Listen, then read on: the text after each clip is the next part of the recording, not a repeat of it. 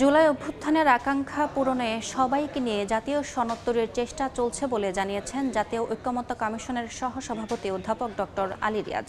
জাতীয় সংসদের এলডি হলে জাতীয় ঐক্যমত্য কমিশনের সঙ্গে বাংলাদেশ সমাজতান্ত্রিক দল ও বাসদের বৈঠকে তিনি এই কথা বলেন। রাজনৈতিক দলের ভিন্ন ভিন্ন মতাদর্শ থাকলেও দেশের প্রয়োজনে একটি জাতীয় ঐক্য গড়ে তোলার উপর জোর দেন তিনি। বাসদের সাধারণ সম্পাদক বজলুর রশিদ ফিরোজ বলেন, রাজনৈতিক দলগুলোর মধ্যেও পরিবর্তন আনতে হবে। মানসিকতায় পরিবর্তন আনতে না পারলে সংস্কার বা রাষ্ট্র কাঠামোর পরিবর্তনের কিছুই কার্যকর হবে না।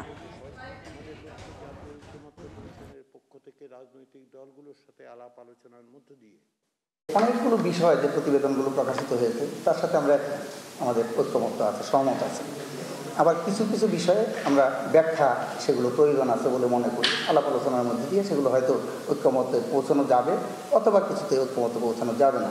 আমরা আশা করি যে প্রত্যেকটি রাজনৈতিক দল তার অবস্থানের থেকে অবশ্যই জনগণের কাছে যাবেন, কিন্তু কিছু কিছু বিষয়ে ছাড় দিয়ে সকলকে সাথে নিয়ে যাতে আমরা অগ্রসর হতে পারি সেদিকে বিশেষভাবে মনোযোগ দেবেন।